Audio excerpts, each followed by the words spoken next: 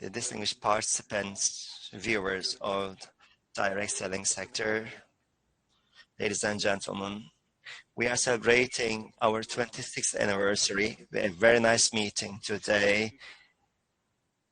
Three leading representatives from the Turkish direct selling sector, Mr. Orkun, Avon, Turkey Director General and Chairman of the Board of Direct Selling Association, Yaprak, Erdavran, Tupperware, Turkey Director General, also Executive Board Member of the Association, Ediz Haksal, is Director General of Herbalife Nutrition, Director General. We have precious participants from abroad as well. First, Nilufer, Pilatin from Nielsen Survey Company, a Senior Insights Partner. And from SELDIA, we do have Laure Alexandre with us, Secretary General. Adolfo, Franco, you know very closely. Tamuna, Gabilaia is the Executive Director of our umbrella association, WFDSA. Adolfo is Executive Vice President of American Direct Selling Association. We have a short video of our association now, what we are doing, what type of events we've been doing recently. Just 1 minute. Then we are going to proceed with our panel.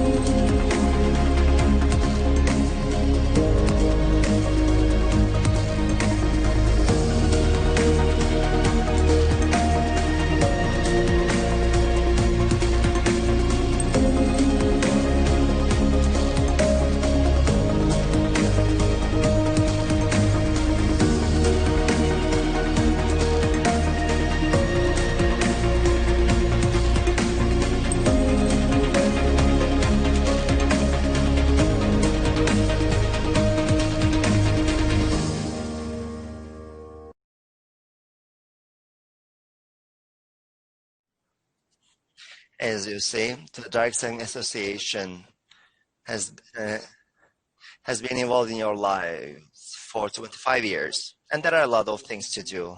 Orkun is with us, Chairman of the Board of Direct Selling Association. Now, I want him to provide some information about our sector and the association. Over to you, sir. Thank you, Samet. Distinguished members, entrepreneurs, representatives of our companies, welcome.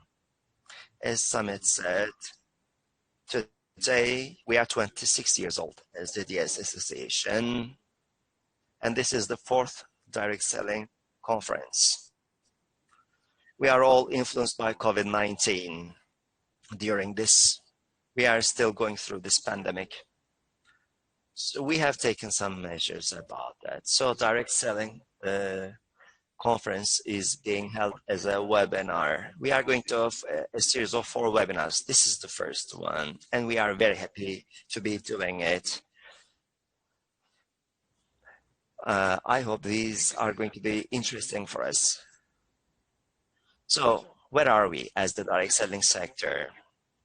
As of end of 2019, the gross earnings were around $180 billion.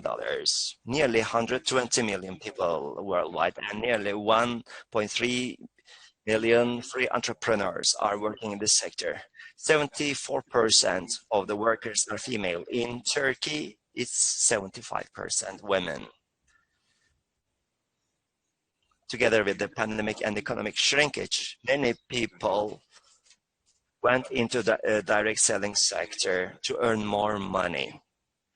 So nearly we are going to 1.5 million sellers, and the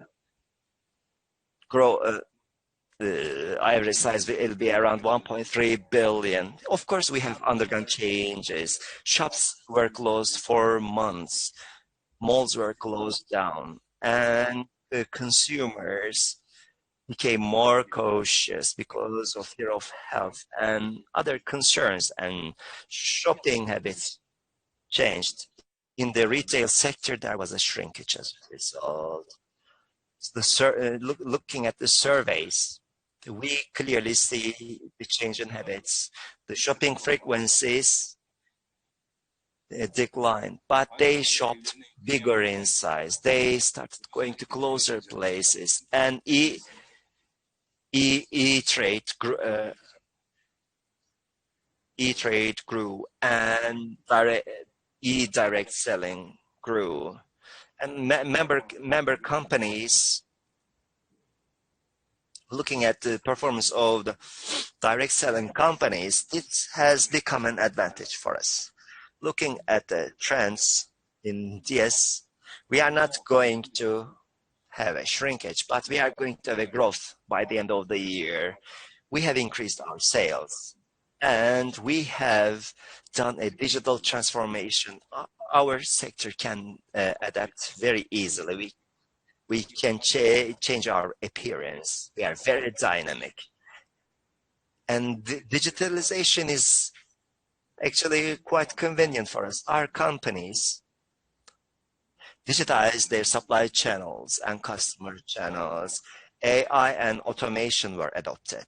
They acted quickly, and our independent entrepreneurs, our sellers, started using many digital tools provided by us, and social media use increased exponentially. Our independent entrepreneurs, our sellers, were very active in social media, and relationships shifted from face-to-face to social media.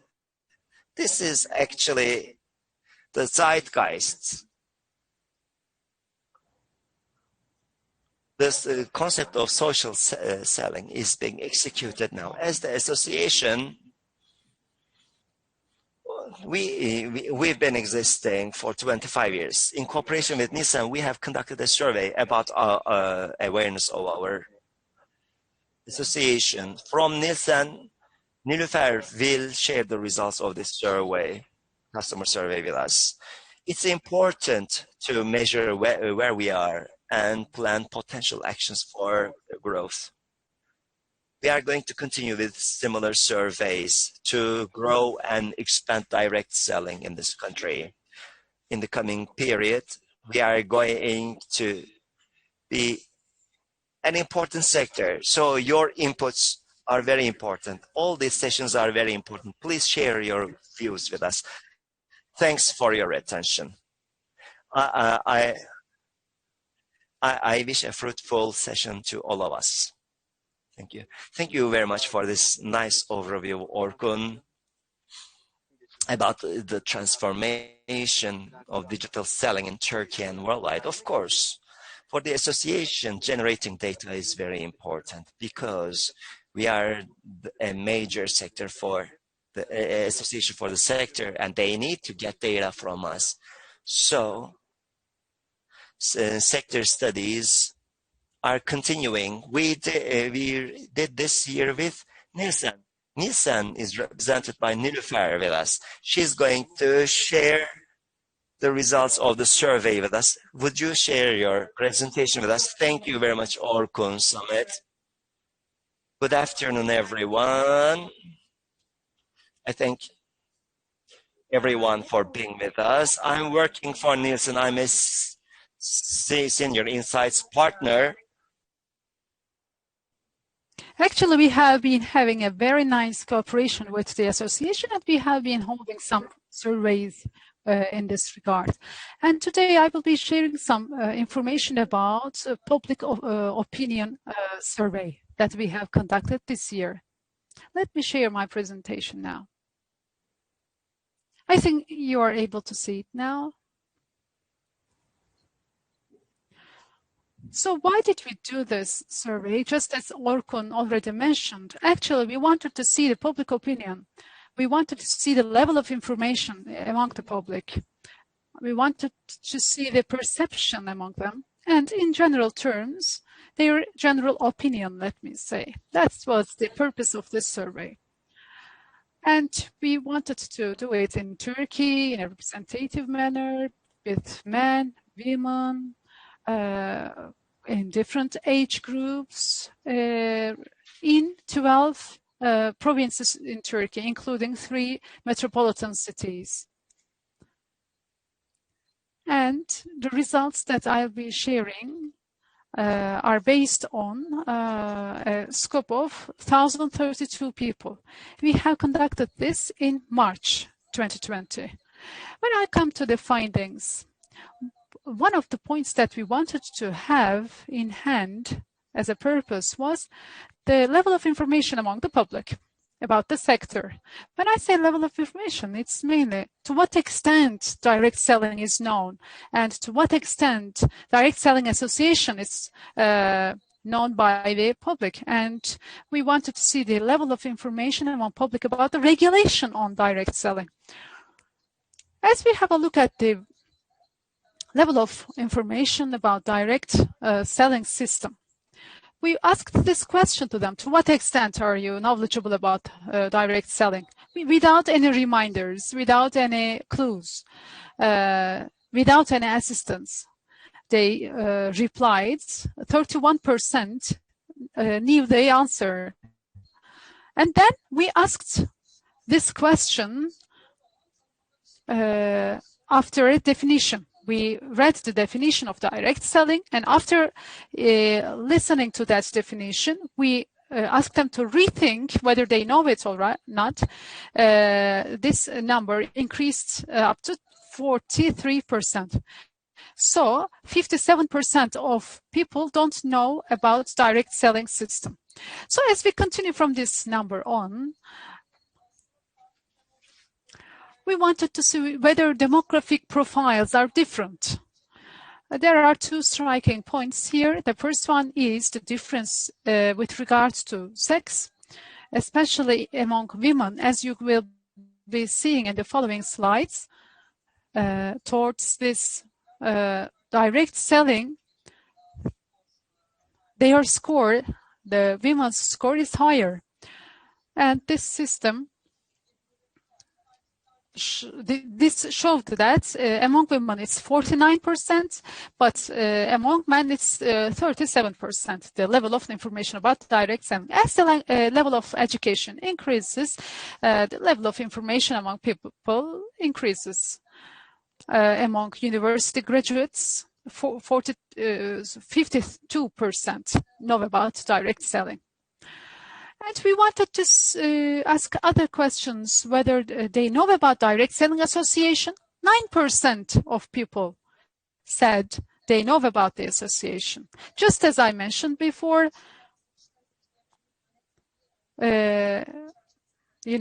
direct selling professionals work under the scope of a regulation. We defined it, we explained it, and then 14% of people appear to know about what direct selling association is. And we wanted to see the level of confidence about direct selling. And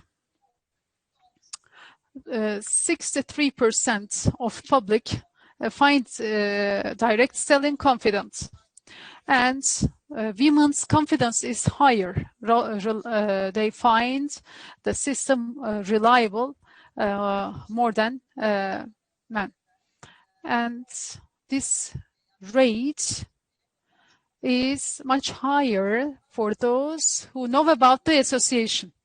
So as we increase the level of information about the association, reliability, people's confidence in this system increases apparently.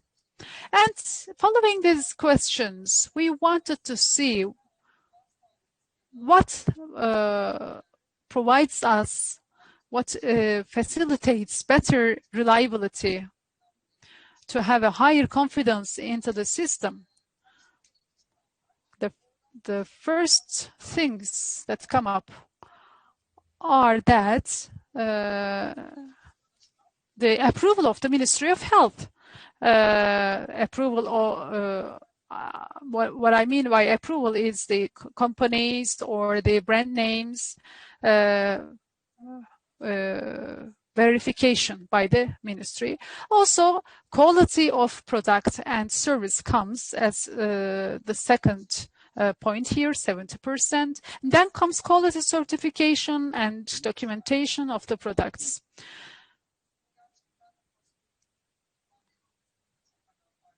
It represents 65%.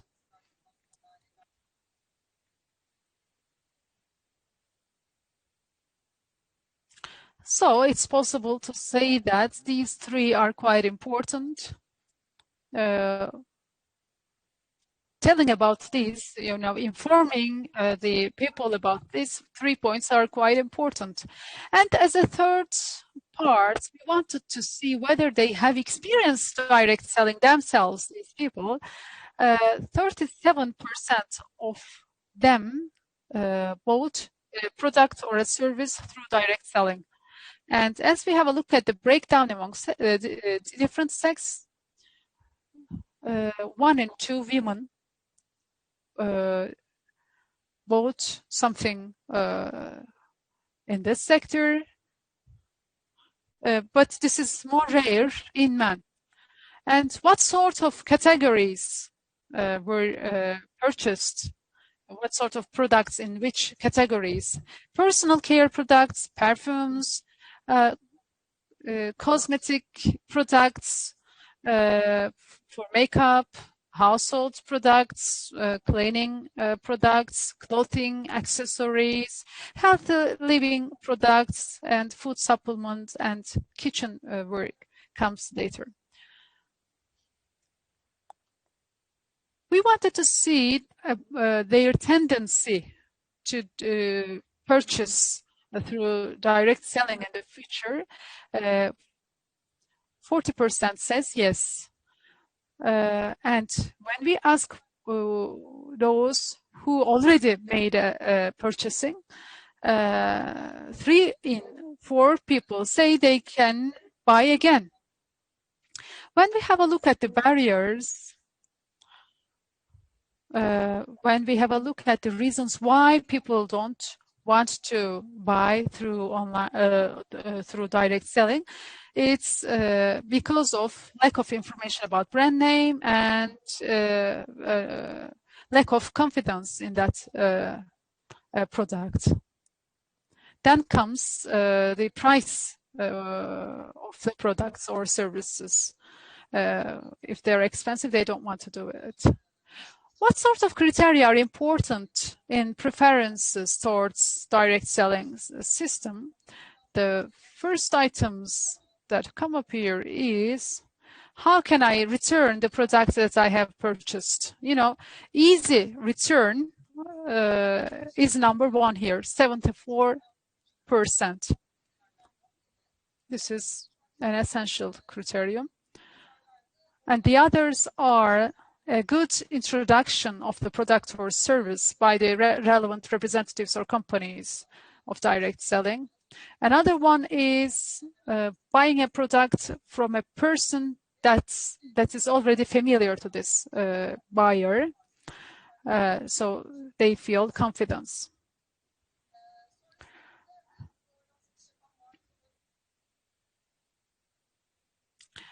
If these people are familiar with these brand names, how do they know about those brand names? They hear it from family members or friends. 90% they hear them from their family or friends. Then comes social media, 46%. But you can see the age intervals on the right hand. For social media, those between 18 to 34. Then comes television, 35%, and then comes internet, 23%. And in the last part,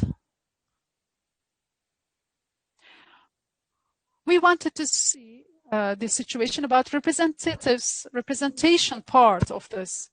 We asked whether they have ever worked as a representative, as entrepreneurs, and we asked whether they want to do it in the future. The first one gave 4%, yes, we did it. 9% said we want to do it in the future. Those who want to be a sales representative is mainly housewives and students, mostly. That was all from the survey side from me.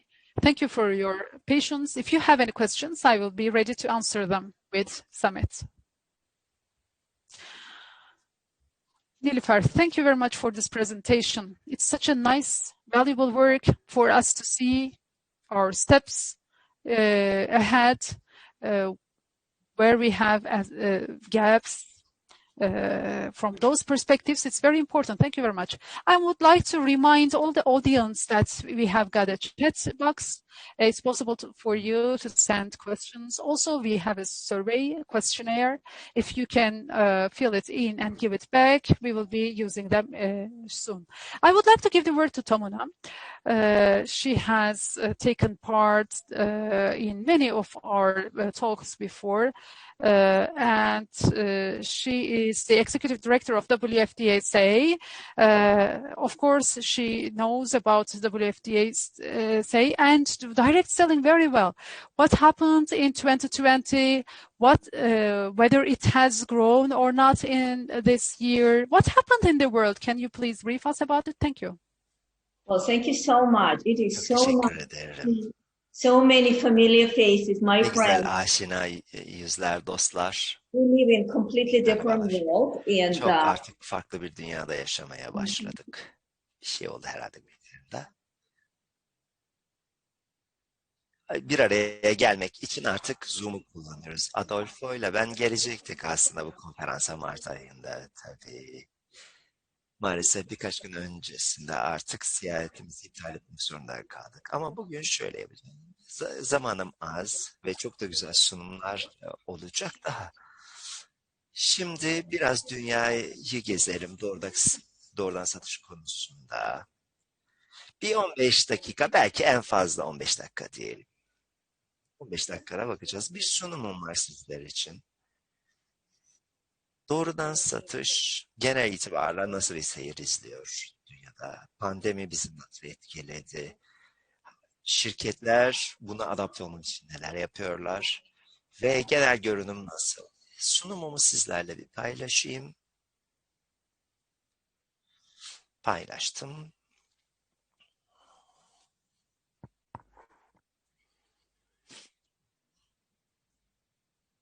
Şunu da hatırlatayım. Dünya Doğrudan Satış Dernekleri Federasyonu malum 1978'de kurulmuştur. 40. yaşımızı kutladık. Dünya Federasyonu olarak doğrudan satış endüstrisini ve dernekleri temsil etmekte. O 62 ülkeden temsiliyetimiz var. Ana yönetim organımız selling companies, and they serve as our board of delegates. And as we know, direct selling is almost every part of the world. So now let's look at some of the statistical data and see how direct selling is really doing. We can see that when economic conditions are good, direct selling is growing. When economic conditions are not so good, direct selling is still growing, which shows us that direct selling is not only resilient, but it is flexible. If we look at the compound annual growth rate of the industry, we see that global direct sales increased by 1.5% and amounts to $180.5 billion. So we see that we experience growth every single year. The way we do statistics, we survey our national direct selling associations that survey their companies, and we release statistical data every June. So what you are seeing now, it was released in June of this year. Now let's look at some of our largest direct selling markets. We see that Asia Pacific remains our largest direct selling market, followed by Americas and followed by Europe. When I look at the markets, I see that this picture has not changed, and Asia Pacific remains our largest market. Now, let's look at some of the top direct selling markets. The interesting thing is that these top direct selling markets constitute 78% of the global sales.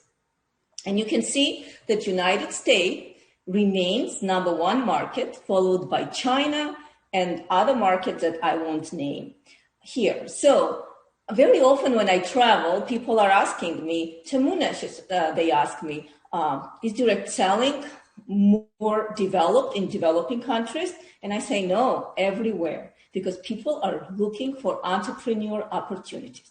And later on, I will show you the chart of our top $24 billion markets. And you can see that direct selling is popular in both developing and developed markets. Now, which categories are prevalent? What we are seeing lately is that people want to invest in their health.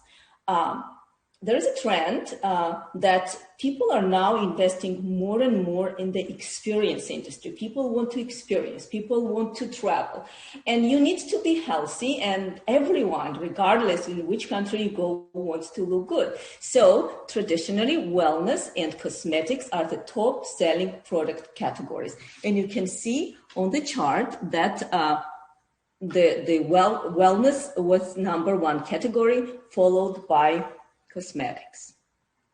Now, let's talk about the people who are involved in direct selling. This year, we saw that it's almost 120 million independent representatives. And as you can see, this number has grown year over year by 1.7%. Who are these people and why they join? Well, 15.2 million are full-time, and they devote 30 hours or more to direct selling business. 44.2 million are part-time, and they devote up to 30 hours, and 60.5 million include everyone else. People who join because they like product so much, they just join for part-time opportunity, and so on. No matter why they join, the number is growing. So now let's look men versus women. When I joined the industry quite a few years ago, I saw that picture was a little bit different. I saw that over 80% of the people involved in direct selling were women. What do we see now? We see that 74% are women and 26% are men. Does it mean that less women are joining? No, it means that direct selling offers fantastic entrepreneurial opportunities, and men are seeing it now, and they are deciding to join the industry. And I saw that in Turkey, the number is 75% of women and 25% of men. Also, what we're seeing is increasing number of couples who are starting to work together because they see the opportunity and advantages of working together.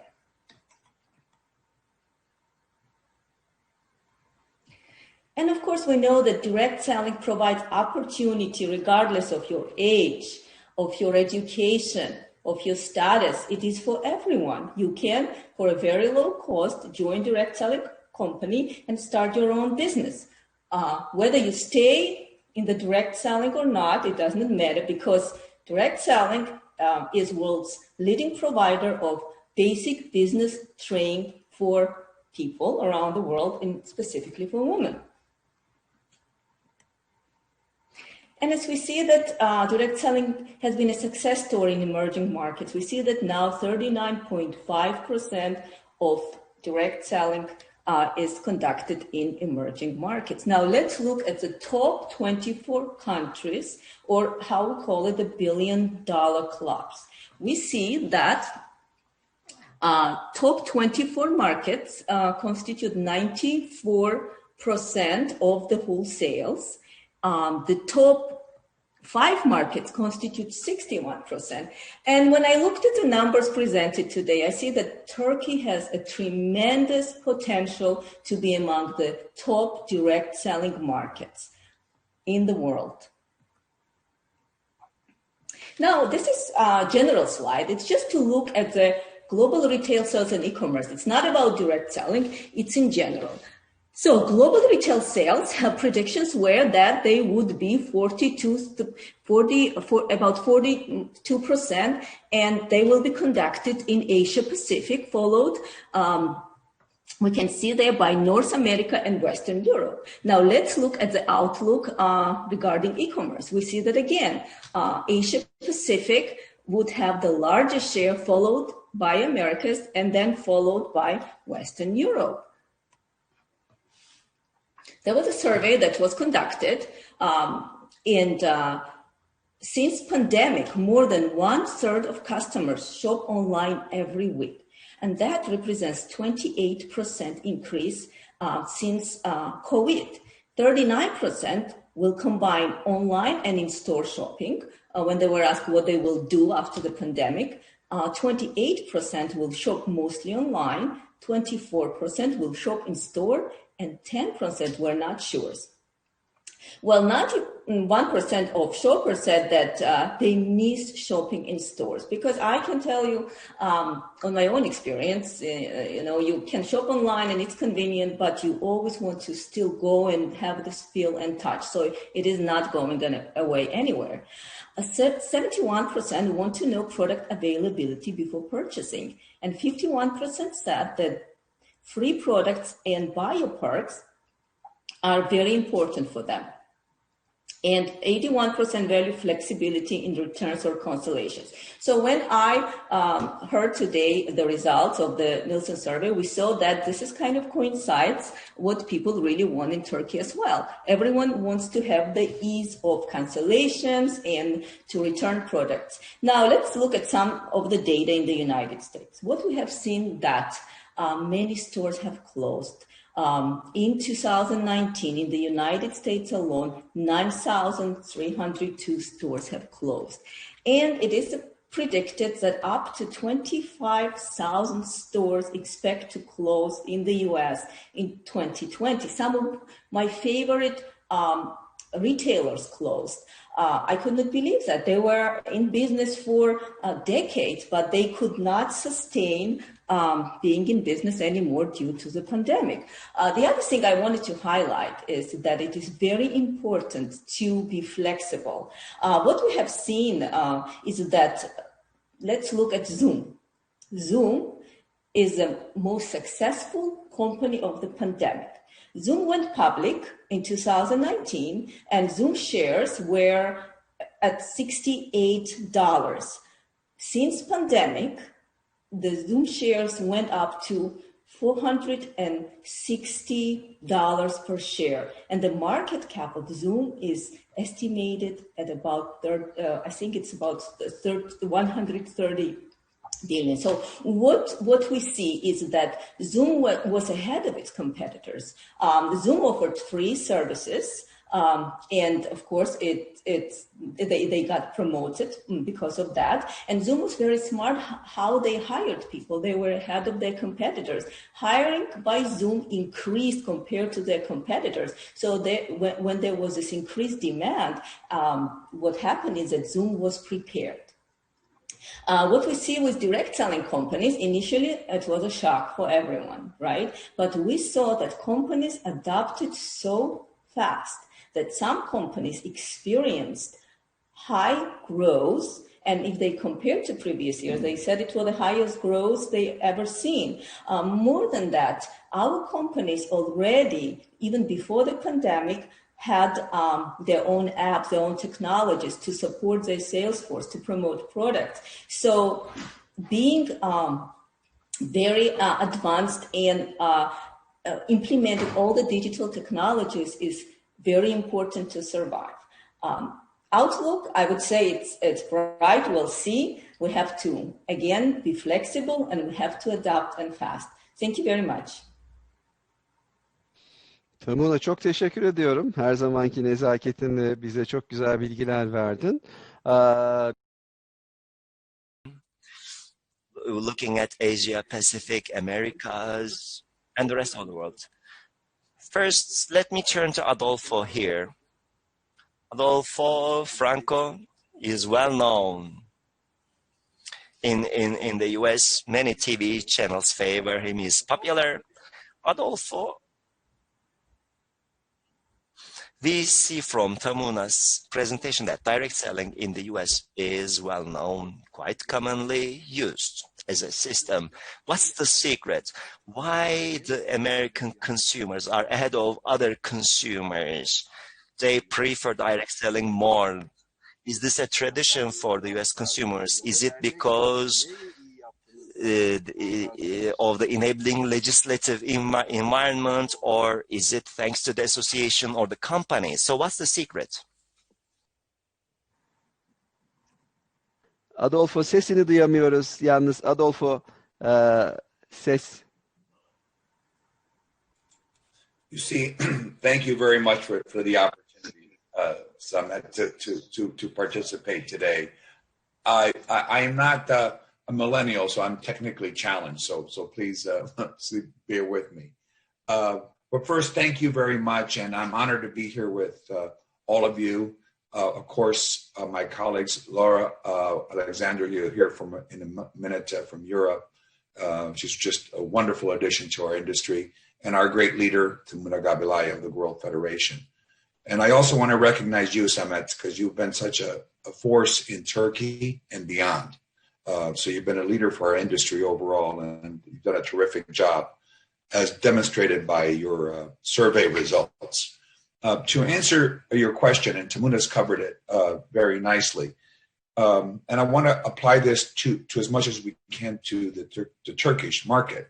The U.S. in many ways is where the direct selling industry was born and evolved as we know it today. Some of our better known companies, of course, Tupperware is one of our great companies as well in the U.S., go back many, many decades in the U.S. And some of them, Avon, for example, were founded over 100 years ago. Our own association was founded in 1910. So that tells you how long we have, over almost 110 years of just being a trade association.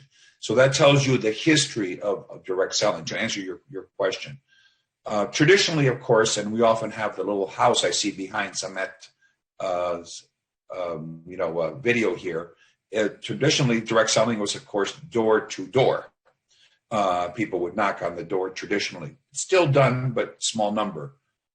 In the U.S., the reason I think it started historically important is because it was a new country, unlike Europe. The U.S. did not have retail available in shops. We're a country that was in very much of a frontier, a country that was being developed in many ways, and was just necessity that brought about direct selling. Our oldest company, the Southwestern Company, was established in 1870, and it's still in business. And it went door to door, and it still does today. But let me speed up to the relevancy of today and what you mentioned about it. First of all, in the U.S., direct selling is very well known. People don't know it's direct selling because as your survey was excellent, what does it mean? Except when they mention, for example, a name like Tupperware. There is not one American that does not know what Tupperware is. None, one American. In fact, there's a common Tupperware party as a way to just say, very typical of traditionally of women getting together traditionally, of showers, for bridal activities and gifts and that type of thing. So everyone in the country knows it. And in fact, sometimes the containers, the plastic containers in retail stores, are referred to as Tupperware, the way one refers to cola as Coca-Cola. So that's how prevalent direct selling is. We had that basis. But there are two reasons why, and Tamuna has touched on them, why it continues to be important. That's a nice history here, a nice historical thing. But the world is changing constantly. And many of these things, we're no longer a frontier company. People are no longer at home. It's much more difficult to have these get together in parties for a number of reasons than there was 10, 15, certainly 50 years ago. The reason direct selling remains vibrant in the United States are a few reasons that I think they apply in Turkey as well. The first reason is that all of our surveys and data, and we do exhaustively in the United States, demonstrate that people still want a personal connection. They want connections. Frankly, right now, I would love to see all of you in person. I really would, and be together at a meeting. And the same thing happens with direct selling. Now, retail is in person, but it's impersonal. It is in person, but you're not personable. And increasingly in modern society, and I've been in Istanbul, fortunately, modern society becomes more impersonal. So in small towns, you still have this ability to know the person at the supermarket and so forth. In large societies, it's just massive. So the more complex our society becomes, our surveys have found, the more people seek the opportunity to still have this personal connection, which of course our quality products are done with personal demonstration and personal relationship. Now, that is even a challenge with a changing society and millennials and that use social media. But direct selling is a little bit like human beings, very adaptable. And what has happened, we have found in our surveys, is that personal connection can still be had digitally.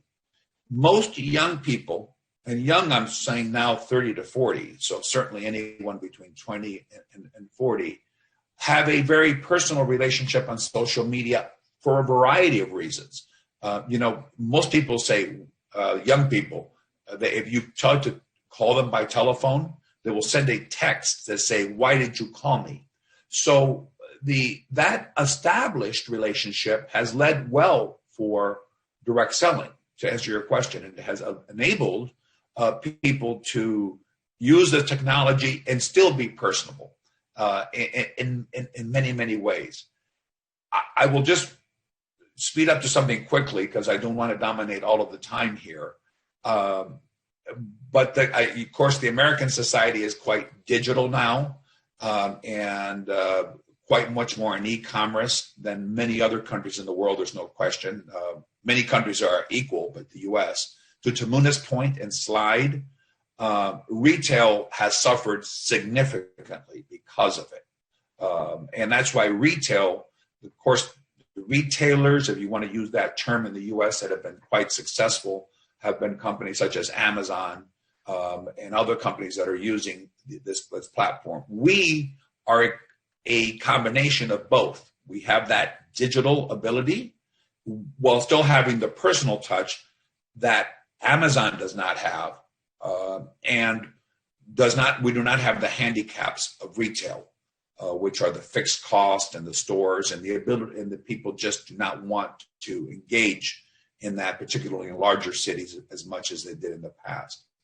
All this translates into this phenomena that I want to touch on the pandemic that Tamuna mentioned that was important. When this pandemic hit, because I think we need to talk at some point here about the future in Turkey and others, what we can expect.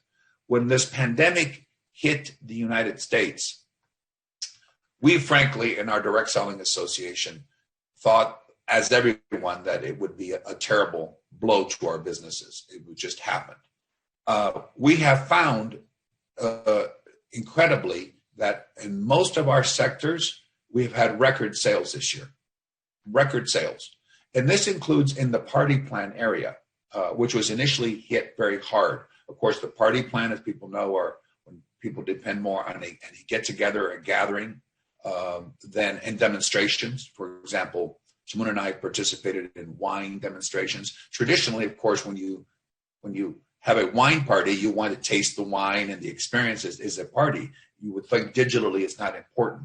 Initially, there was a shock to the entire system, but we have found that because of the digital ability of our companies, that a great advantage that people were seeking through Zoom and other medium to continue to have these experiences. So in many ways, what we believe has happened, unlike Amazon and others that have done well in the U.S., a large retailer, Walmart, sells online as well, that people were looking not only for the digital experience now more than ever because of the pandemic, but marrying that with the personal touch that direct selling brought. It became more important to have personal connections than before COVID.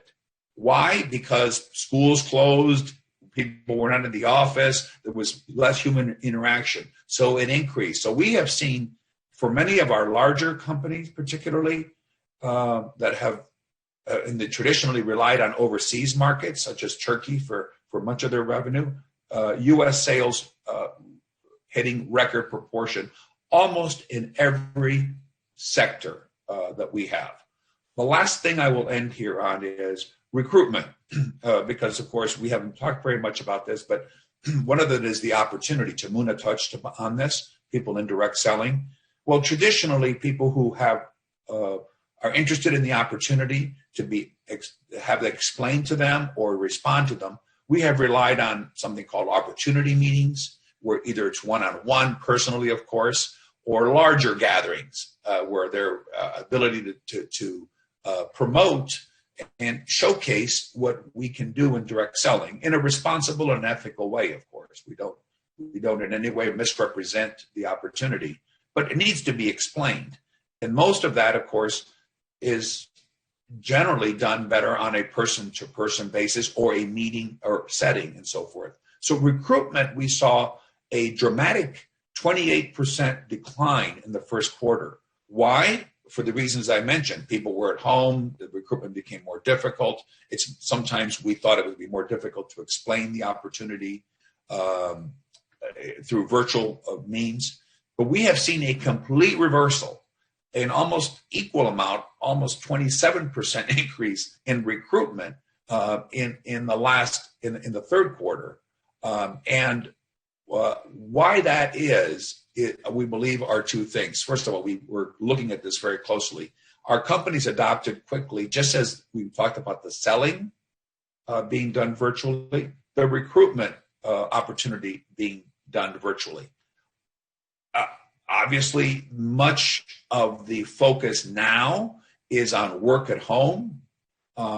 People can't go to a part-time job. For the U.S., for a long period of time, all of our stores were closed. Retail stores were closed by the government.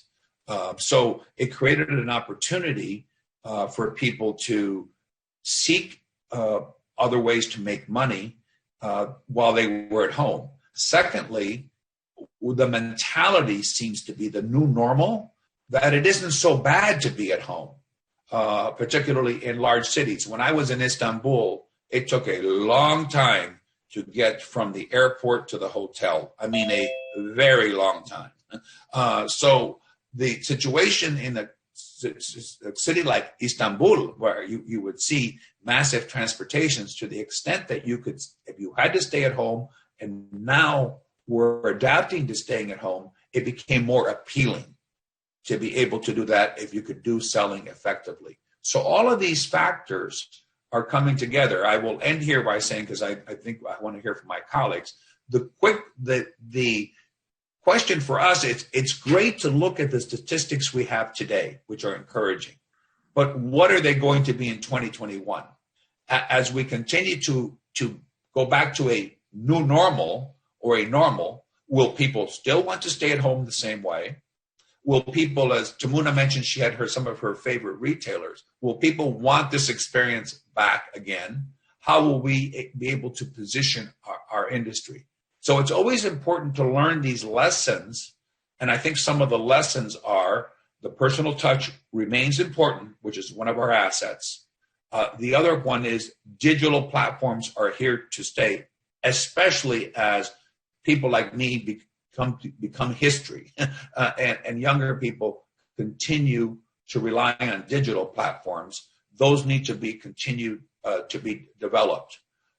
So we need to learn from these experiences of what is working on the recruitment side, particularly, which is new, and how to remain agile, more competitive, because retailers and e-commerce is going to be starting looking at many of the aspects of our model and begin to replicate our model. And we will need to be competing with that as well. As that becomes more appealing, there could be at some point through the large retailers, digital 3D stores where you can walk into the store. So we need to start thinking about things we can't even envision today to remain competitive.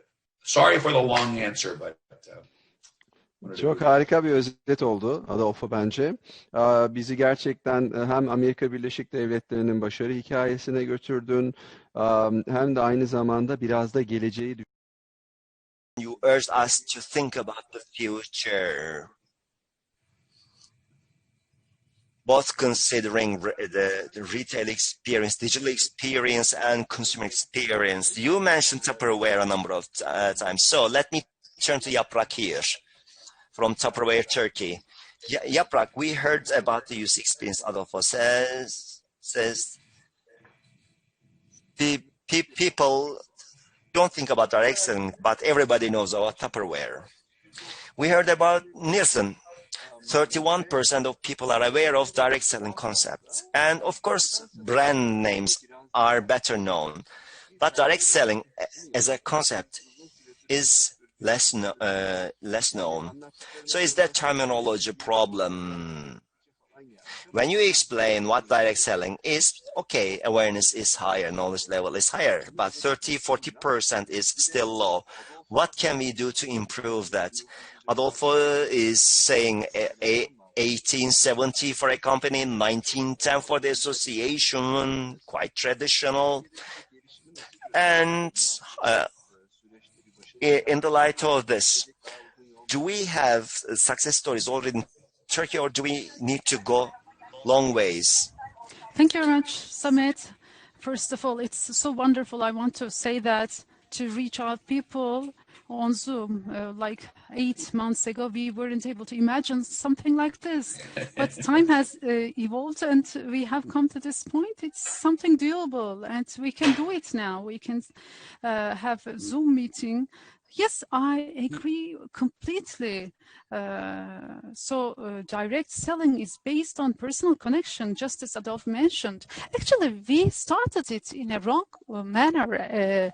Like 30 years ago, 40 years ago, the setting, an environment where there is this confidence, there were some companies, they were defining themselves as direct selling, but Turkish people, mainly Turkish women, couldn't see good examples in the first part.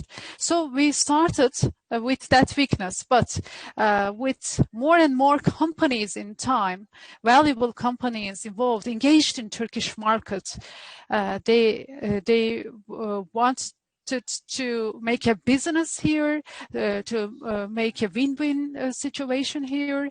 A long-term, a happy structure was formed, and we have been working under this umbrella organization for 26 years, and companies have been in Turkey for long years. We will be continuing for the future, of course, doing our best.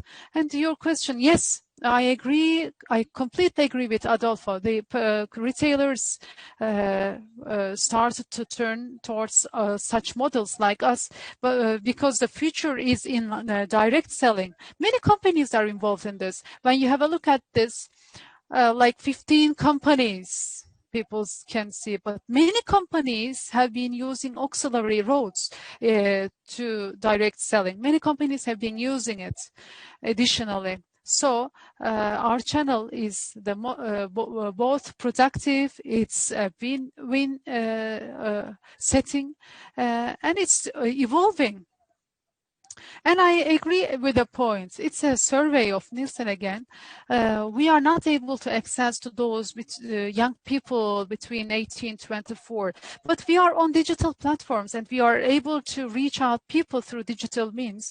But that age interval is quite active in technology.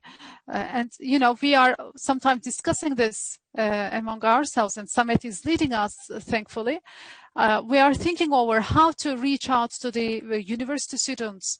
We are thinking around how to engage them more. I fully believe that we will be doing it in much a better way in the future, and we will be providing very good opportunities for everybody. Thank you very much, Ms. Yaprak. It was such a nice wrap-up. Now I would like to turn to Ediz. I will be posing two questions. First, 91% still says they heard it from friends and family members. Although Adolfo mentioned the digital use, have you been using digital world in an active manner? How do you manage it? Do you still rely on your friends, such social environment, or have you already started to use the digital part? And the second question I want to ask is 75%. This is quite high for they represent the women in the sector, but they said 25% is just following. Men are following. Do you think you have a share there for athletes, supplements, food supplements? Thank you very much, Samet. I want to start with a point Adolfo already mentioned. This personal connection is the basis of this. Many people start to know about those companies physically. But I have to add that, especially in the latest, especially recently, we have been observing that not only friends, such environments, families, but also social media, television. In time, things are changing. People will start to hear from other environments, and the use of these platforms will be higher in the future. And I should emphasize that, of course, there may be changes among men and women about a range of products. For people, it's direct selling is providing additional earnings, of course.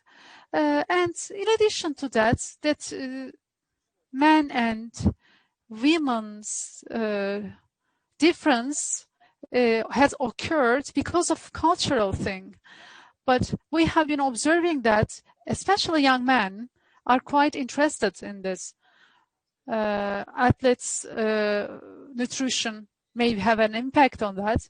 However, it can be done, this profession can be done by women, by men, by young people, by the elderly. So I believe that more young men will be involved in this sector in the future. And digital platforms is quite important in this time, at this time.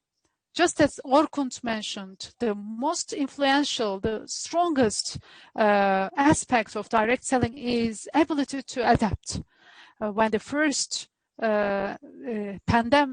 pandemic rose in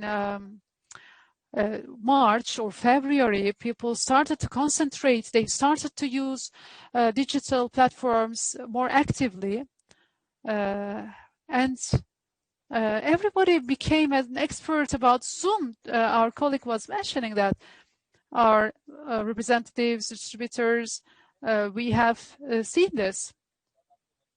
We have seen the level of ability to adapt ourselves. So this flexibility and pace of adaptation is quite important. We have a short video about this. I want to share it with you, what we have done in the recent times, what sort of activities we have held. They provide a striking example for you.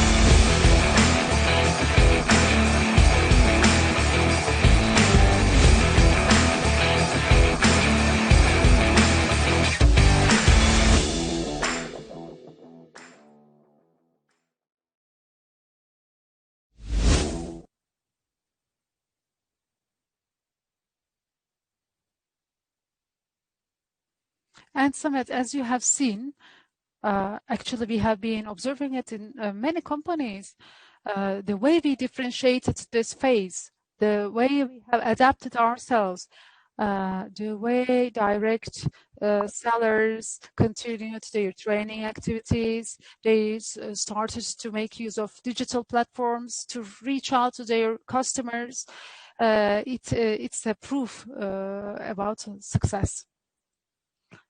Thank you very much, Ediz, for these beautiful examples. I would like to turn back to Orkun, with your permission. Of course, as we have seen in the Nielsen's recent survey, cosmetics is quite important as a sector. These personal care products, you are one of the leading companies.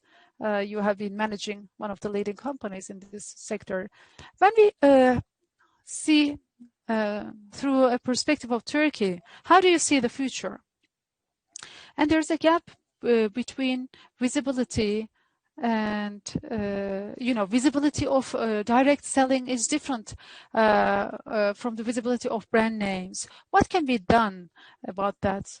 Should we focus on the pessimistic part of that parameter? 75% of the buyers of direct selling say they can buy again in the future. So should we take it as a basis for future plannings? Thank you, Samet. First of all, let me start with the cosmetics, if you like. With these cosmetics wellness products, people, this is one of the most important categories in Turkey, in the world. It's similar in Turkey, but as we have talked in the beginning, one of the most important characteristics of direct selling is the ability to adapt. This is most frequent asked question. Quality is important, but at the same time, while presenting that quality product or service, at the same time, each company has a very important mission. Our individual entrepreneurs should have an economic freedom, and to support them about their struggle, and to make sure that they have a gain from this. So keeping this gain strong is very important, and flexibility is important there as well. The portfolio variability of companies is helping in that regard. Of course, you may estimate that it's possible to observe recently that during the pandemic, about colorful cosmetics especially, there is a narrowing. Why? Because people started to spend their times at home. People wear masks so they don't use lipsticks just as before, or they use less perfumes. However, despite this, what we also observe is the direct selling market has increased, has grown 85%, especially with personal care products. That expenditure has increased by 64% in the recent times, in the recent months. What does it mean? We have been discussing it from time to time. We have given some examples about companies. We have discussed Tupperware. People prefer to keep their food with them rather than eating outside. There are some advantages there for Tupperware, just as an example. Or food supplements are quite important now as people started to care more about their health. So there is an increase of sales in this part. And from our Avon parts, personal care rather than cosmetics, like shampoos, gels, or foams, such consumption products are mainly bought, and our direct selling is preferred. So there are some increases, and this is a clear example. And the other part of your question, the gap between the channel and the brand names. I want to say that, you know, it was discussed before, so I don't want to repeat. However, I firmly believe that this is an opportunity. You know, the April data shows, Nielsen surveys shows that only 4% of people have been involved in direct selling, but 9% says they want to do it in the future. So it's an opportunity to make it twofold. What should we do for success? We need to adapt ourselves to technology, and we need to establish that connection. And we need to make sure that people can work from their home. I just want to brief you about what we will be doing as Avon. Many direct selling companies, I'm sure, have provided their entrepreneurs some opportunities in that regard.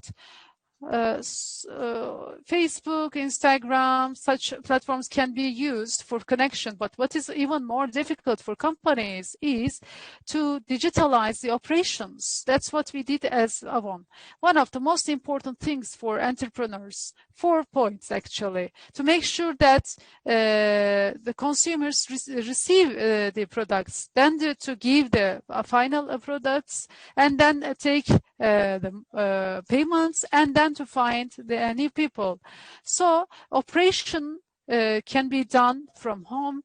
I'm sure that you have experiences as well. They say to me, hey, you are doing direct selling, so people are not touching the products when you want to sell something. So you must have had some losses in this phase, they say. We need to explain it more and more.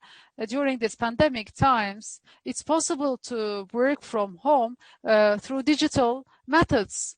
Digital catalogs, brochures, tools are provided to our customers. And when they want to make sure that, you know, they want to have the products, it's possible for payments, it's possible to use digital world, and a team can be enlarged, expanded digitally. So in this pandemic times, if paying effort is there all the time, then of course, it's going to be a success. I don't want to be misunderstood. If you sit down in your homes, you won't be earning money. So the sector will be having a wider number of entrepreneurs and payments in the future. Orkun, you are optimistic. It's so nice to see that. That's the situation in Turkey. We have listened to United States. We have seen the situation in Turkey. As you know, Turkey is a country that wants to compare itself to European Union, what the situation is like in EU, what the market is like. We like it so much to whether it be the legislation or the commercial side. EU is an important reference point for us. So, SELDIA, Direct Selling Federation in Europe, Laure, General Secretary, newly recruited. How is the situation like in Europe?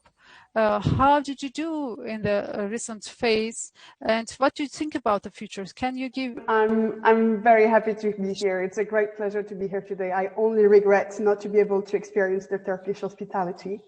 I'm coming to you from a very autumnal day in Brussels, on a very special day, because as tomorrow all the bars close again for 1 month. Bars being the social fabric of Belgium, this is quite a big thing here. But we just, you know, do what everybody has been presenting. We try to adapt. I will be sharing a presentation. What I'm going to do is, as you said, present the statistics for Europe, see where Turkey fits into that. But I would like to open up a little bit at the end on the current political changes and the policies that are about to come. Because if our sector is evolving, the way policy and politics is being made is also changing here in Brussels. So I will be sharing my screen.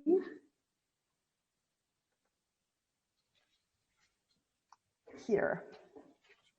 So just a very short word about SELDIA. So we are based in Brussels, as I said, mainly aimed at interacting with the European institutions, that is the European Commission, the European Parliament, and the European Council representing the member states. We also are lucky to count in our membership non-European member countries. We have Norway, we have Turkey, as mentioned, but also Kazakhstan, Ukraine, and Russia, as well as a number of companies which you will recognize on the screen. Now, it has been said today, but we are in a time of uncertainty. This is a very famous quote from a very famous Japanese author called Ikujiro no Naka. And in an economy where the only certainty is uncertainty, the one sure source of lasting competitive advantage is knowledge. Very relevant quote for today, but what I want to share with you is that this quote is 30 years old. It was actually designed as a thinking in the 90s. A lot of you may also have heard that we live in a VUCA world, VUCA, for volatility, uncertainty, ambiguity, and complexity. But that system again was designed about 30 years ago. So you could say that it's been 30 years that we live in an uncertain world. We'll just have to make use of that to our best advantage. Considering that, how does direct selling fare? The statistics that I'm going to present are, from 2019 and have been published in June. What counts as Europe is as the countries that I mentioned. So Turkey, Norway, Russia, Ukraine, and Kazakhstan, and Switzerland, which is not in the European Union. And the EU countries were the 28. As of next year, you will have to remember that the United Kingdom will no longer be counted in our statistics as being part of the EU. About twice as many people are engaging to direct selling outside of Europe than outside of the EU than within, 80% are part-timers and 79% women. In terms of size of market, Germany dwarfs all the other markets. France is the second. The fifth is Poland. How does Turkey compare? Well, about half the size of Poland. But however, Turkey is double the size of a country like Sweden, for example. In terms of product groups, it's comparable to what you see at global level with slight differences. So wellness and cosmetics are still the first big ones. Household goods and durables are the third. From what I hear from the member association, the household goods, especially everything to do with cooking and cookware, has benefited a lot from the lockdown because people had more time at home to cook. So also a good thing for us. In terms of where the sector was going, we were seeing a growth until the end of last year. What we are hearing is that things are going well for some and less good with others. But all in all, as with the rest of the economy, what we are seeing is a K-shaped evolution. Those who are doing well are doing really well. Those who are doing bad are doing really bad. Meaning that also for the direct selling industry, all the companies that had anticipated, digitalized, had digital tools are faring really well. Those who had not that ability already in-house are not doing so good. The feedback we also got is that on the supply and logistics side, people who were using, for example, especially in countries of Southern Europe, a lot of the pickup points for parcels and packages. Basically, even though they could process orders, nobody was able to pick it up. However, the situation has bettered as of June, and now things are leveling up. What we are saying is, as the proverb say in France, we were all in the same storm, but not on the same boat. How do things evolve also politically? So you may or may not know that we have changed entirely the leadership of the European Union last year. We had elections 18 months ago. Our new president is Ursula von der Leyen. She's German. She made her first State of the Union speech 3 weeks ago on 16 September. A very, very different speech from what we have been hearing in the past from President Juncker. It was strong politically, not shying away from addressing issues which are not currently within the competence of the European Union. Things like health, migration, taxation, external relations are things which are usually in the realms of the member states. However, she was very ambitious into what she wants member states to agree on, and she will put proposals on areas where she usually, the European Union was not usually putting things forward. And on the things which are within competence, then the ambition is even higher. Never waste a good crisis, as they say. So on digital transformation, on green transition, there is high ambition from the European Commission. The number one flagship policy is to make the EU a carbon neutral economy by 2050. And that is the European-wide net greenhouse gas emission target reduction has been put up from 40% to 55% in 2030. That's only 9 years from now. Such a drastic change impacts the entire economy if you want to be able to meet the target. The European Parliament only just Tuesday said that they would like this target to be 60% by 2030.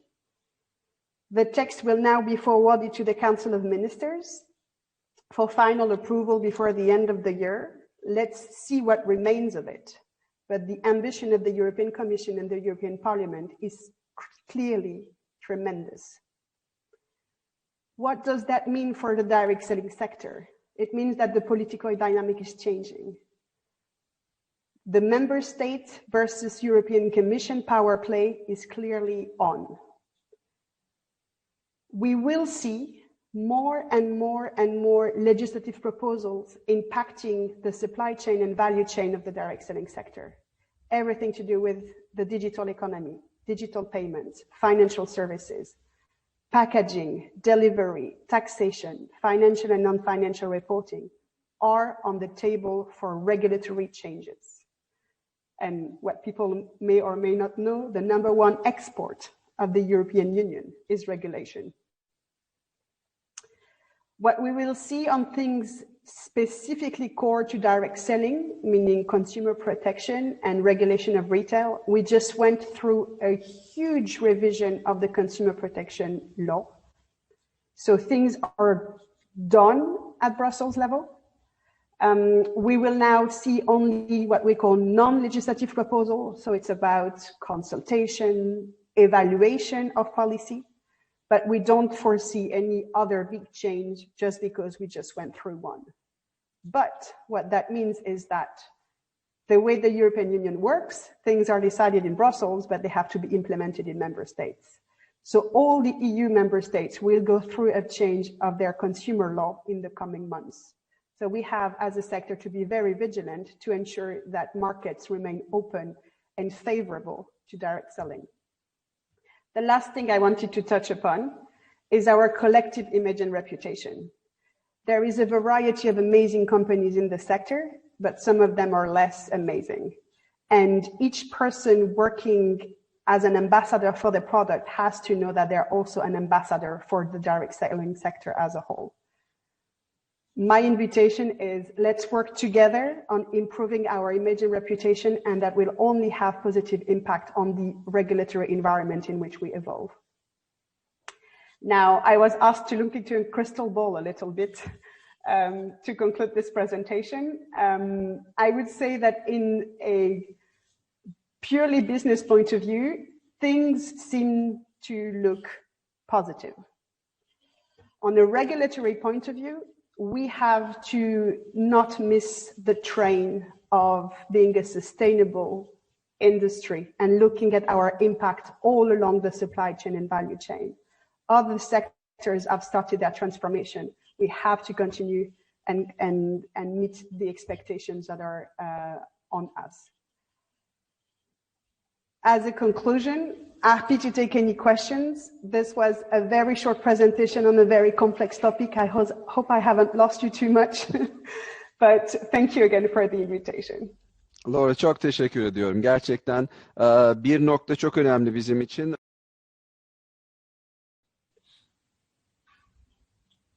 Yes, regulation is the #1 export, you said. We are one of the major markets for that, for the EU. And now a very quick tour before we close. Let's start with Tamuna. My question is, when finishing, Laura said that everything's transforming, the sector's transforming, and we are changing. So, why is direct selling sector so resilient to crisis? The pandemic is not our only crisis. We have had other crises, and we are resilient. Why? What is the secret? That's a very good question. What is the secret? Well, first of all, I want to, let me just turn off the translation. So, why are we resilient? If you probably heard the same, good times create lazy people, tough times create tough people. Okay, so if you look at direct selling, how we have adapted, it shows that we are very flexible. And more than that, even before the pandemic, when you look at direct selling, you see that many companies develop their own apps. So they realize that being in a digital space basically will help you to survive. So many of them had developed their own apps, such as that help them to conduct meetings, to provide instantaneous payments. So even before the pandemic, our industry was already in that space. What makes you resilient? Adolfo mentioned so well why so many retailers closed, because the overhead cost is so high. You know how expensive it is to maintain stores. Even before, how many people go into stores and how many people actually buy? What happens with Amazon and the digital acceleration and online shopping, that many people go into stores, they touch them, they go home, and they buy online for much better price. So I think that for our industry, based on all the facts that I mentioned and based on the very important fact that no matter where we live, people like personal demonstration. People like the personal approach, and our industry has a competitive advantage over anyone else. For example, as Adolfo mentioned, we like to attend many parties, not only just one parties, but many parties. When I came and started working for the industry, I was a diplomat before, so my understanding of the industry was rather limited, but I knew the products even before I knew it was direct selling. You know, like you mentioned in the study, many people don't know what direct selling is, but if you ask them about some of the brands like Tupperware, Avon, Oriflame, they already use the products. They just don't know it's direct selling. And the other very important thing is we are product-led opportunity. In this world, especially now, where you can find out anything about anyone within the matter of seconds, you have to have best quality products. And our companies actually have world's most sought after products of nutrition, cosmetics, and whatnot. The other thing is the word of mouth. We saw that, if I remember correctly, the statistical data is 91%. So I'd rather trust my friend who uses a product, that I trust some advertisement. So we have all these ingredients that makes us successful and flexible. Tamuna, çok teşekkür. Ben Yaprak Hanım'a samimiyetle bir soru Turning to Yaprak. Bu with all my candor, with candor. When things started in March, were you concerned, and how did you manage those concerns? Well, yeah, of course we were concerned because things were There was a big unknown. Nobody knew anything.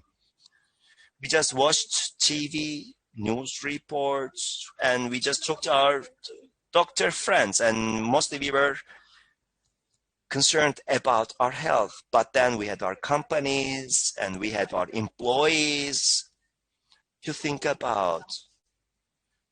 They were our responsibility. And everybody said one thing: we need to adapt. And it was said here also, yes, companies can adapt. We are capable of that. We have the money to do that. But what's more important is, as Ediz said, everybody started using Zoom.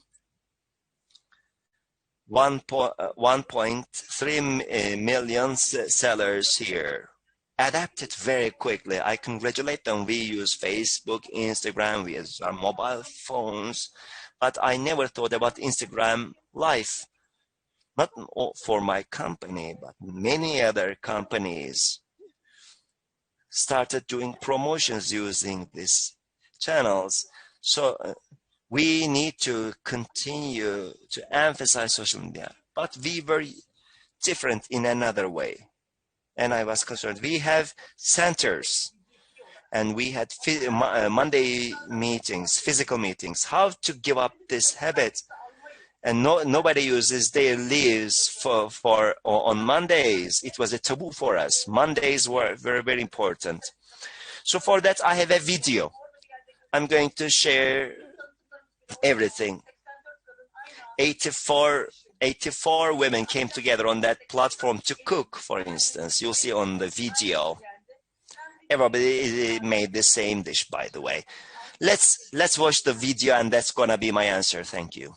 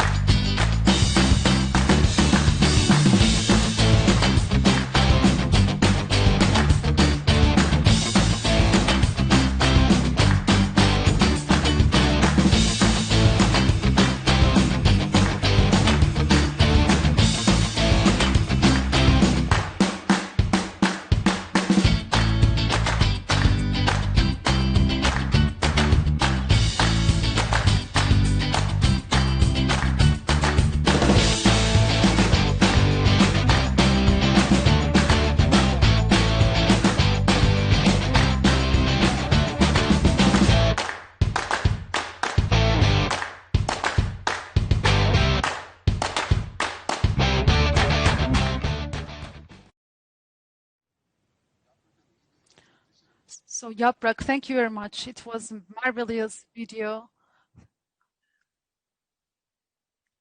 Thank you for that. I would like to give the word to Ediz now. It's so interesting. So many people started to use online tools, developed such a skill. How did you manage to do that?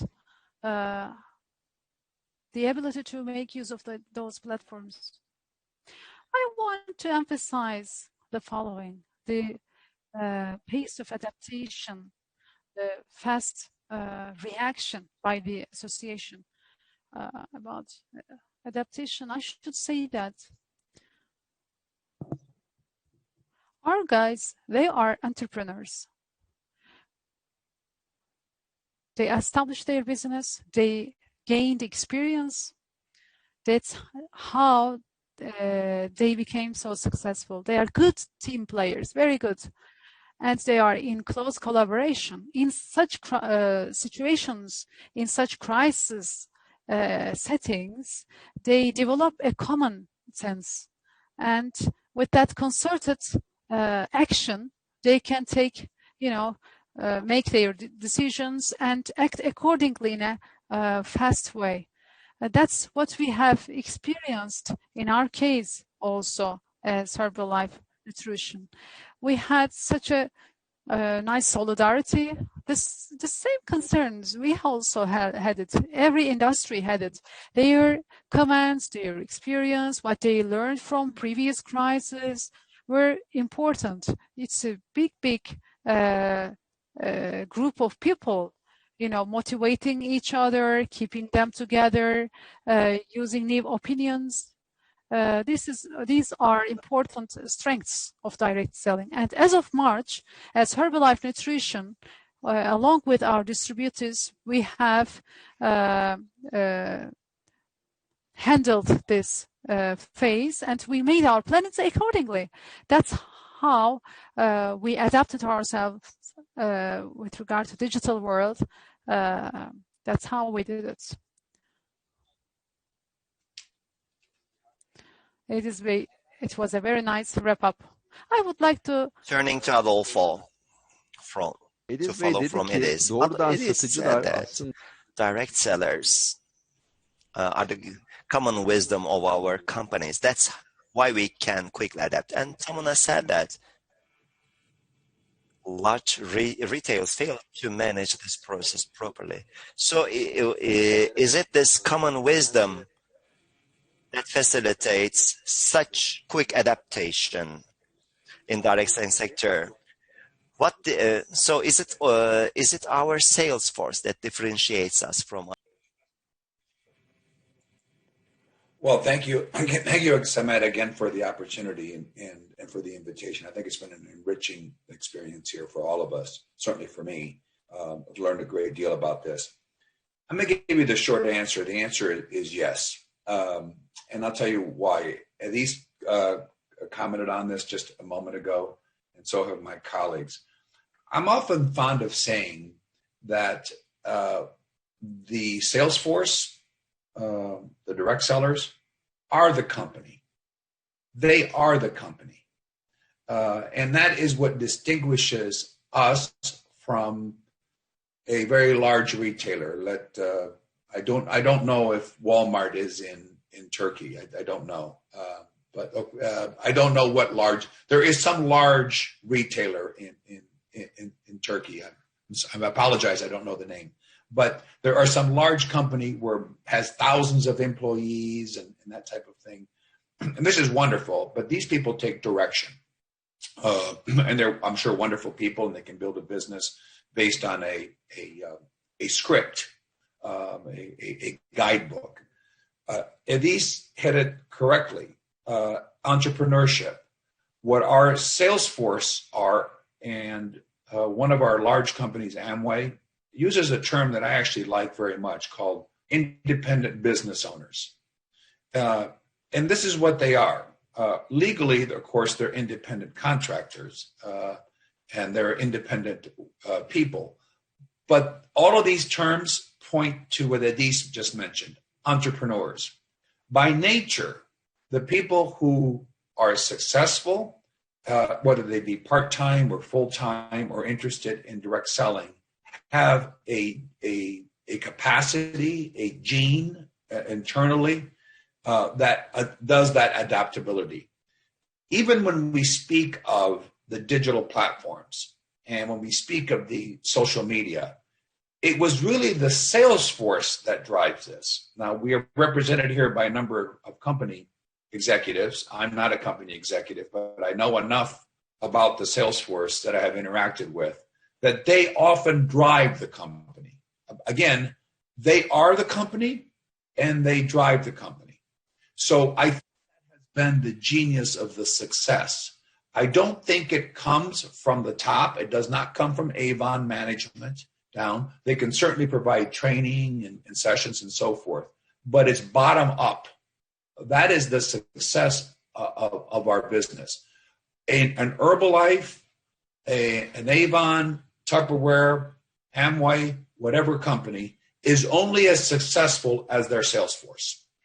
It does not matter, with all due respect to my colleagues here from the companies, they are there to be supportive of the sales force, but they are not really what shapes the sales force.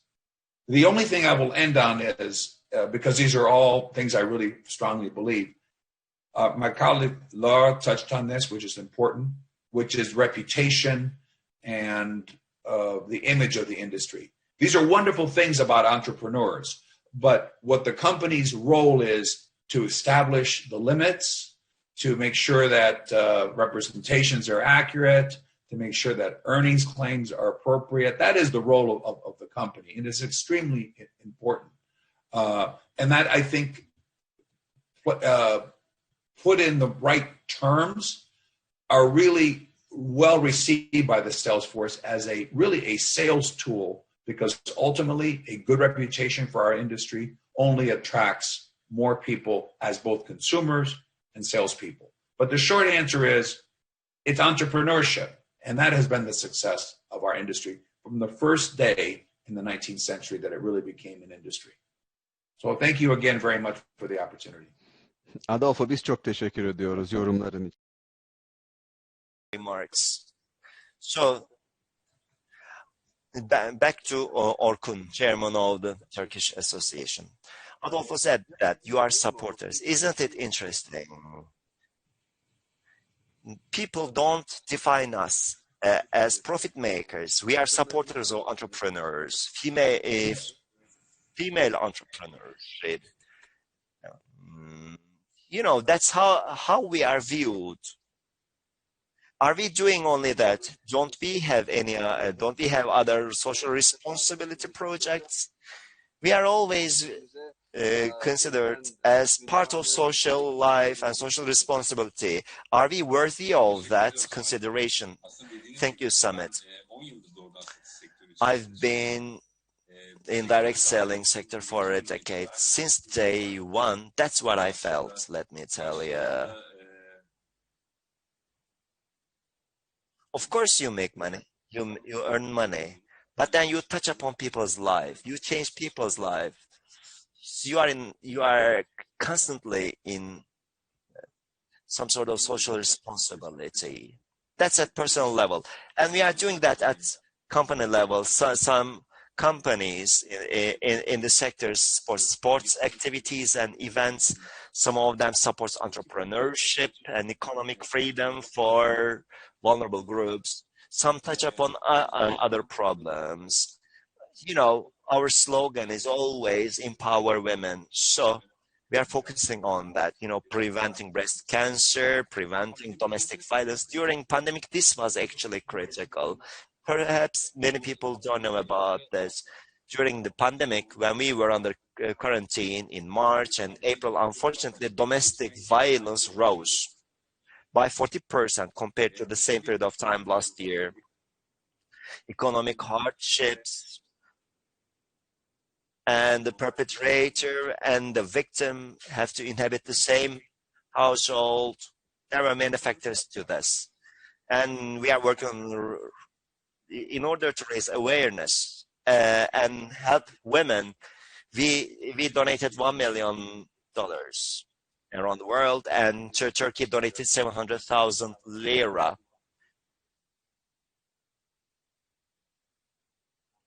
And we worked with relevant associations to support women and victims like that.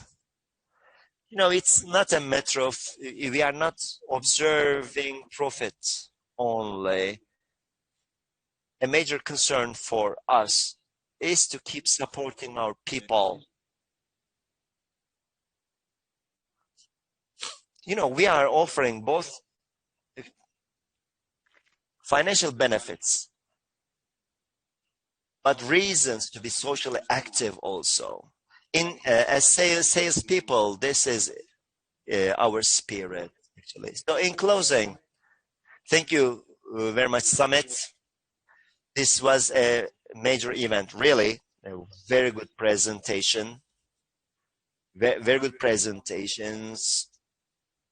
And we have a precious panel, Tamuna, Adolfo, Laure, Nilufer,